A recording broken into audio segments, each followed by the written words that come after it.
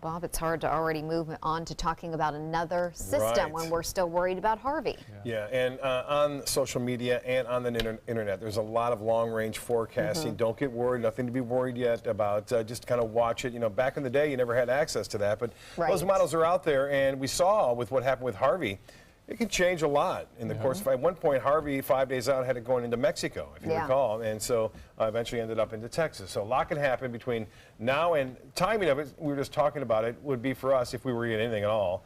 Looks like next weekend, so it's a long way off, and it can do a lot of different things. Here's what's happening with our beautiful weather. Van Wezel webcam showing again nice weather out there. We had lots of sunshine, heat. It is hot. 106 feels like temperature just an hour ago.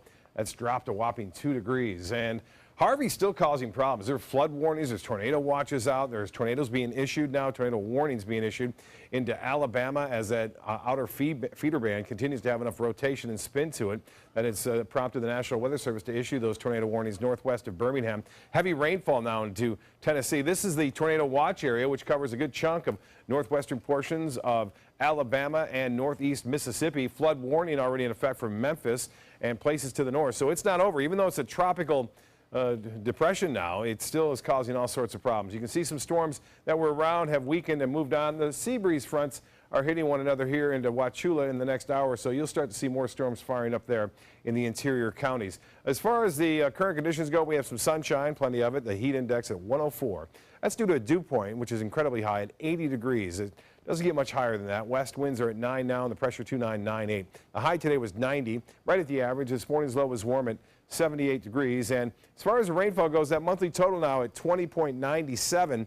That is the second all-time greatest amount of rainfall ever in the month of August over the past 100 years for the Suncoast. Now, temperatures currently 91 in Orlando, 91 in Miami, and temperatures in the low 90s in Mayaca City. Wauchula, you're at 94, so there's plenty of heat and energy as those two fronts meet here, the East Coast breeze and the West Coast breeze. There'll be some big storms over parts of Hardee and DeSoto County. Well, this is a big storm. It went from a tropical storm to a major hurricane in less than 24 hours. Incredible intensification there. Top winds are at 115.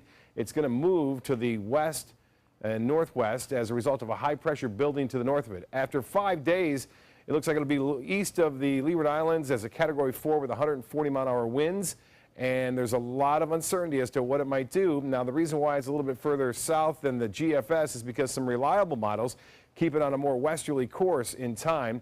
As far as the satellite imagery goes, a well-defined classic eye has developed, a very tightly wound eye. Right there you see it briefly as it makes its way to the west. It's still there, and it looks like it will continue to stay fairly strong. In fact, Category 3 over the next 2 days. As far as what's going to be happening with it, this is all the United States model. The models of the United States all kind of put together with the GFS. That's the GFS off to the northeast of the islands. As I mentioned, that cone drops down further south because the European keeps it more on a westerly course as high pressure builds over Bermuda. So Bermuda high pressure ridge will determine whether it's going to go toward the United States or stay away from the U.S. If it's a strong Bermuda high, it will go more toward the United States. If it's weaker, it stays off to the east coast. Now, temperatures are extremely warm throughout this region, so there's no sense that it will weaken as it makes its way off toward the west-northwest in time. For us, this trough of low pressure will move in and we'll get more of an east to southeasterly wind flow, which will give us a better chance for showers and storms as we make our way through the upcoming weekend. So expect a good deal of showers and storms over the weekend. For boaters, southeast winds turn to the west at 10 knots. Seas will be 2 to 3 feet with a light chop out there. The water temperature at 88 degrees and tides upcoming for Sarasota Bay. High tide at 11:33 and another at 9:11 tomorrow morning. Partly cloudy, isolated storms are still possible late this evening. Warm, muggy, 78. Tomorrow, a 40% chance for storms, a high near 91. And the extended forecast does call for a better chance for storms on Saturday. Less of a chance on Sunday and Labor Day. We'll be watching the tropics next week closely. Back to you.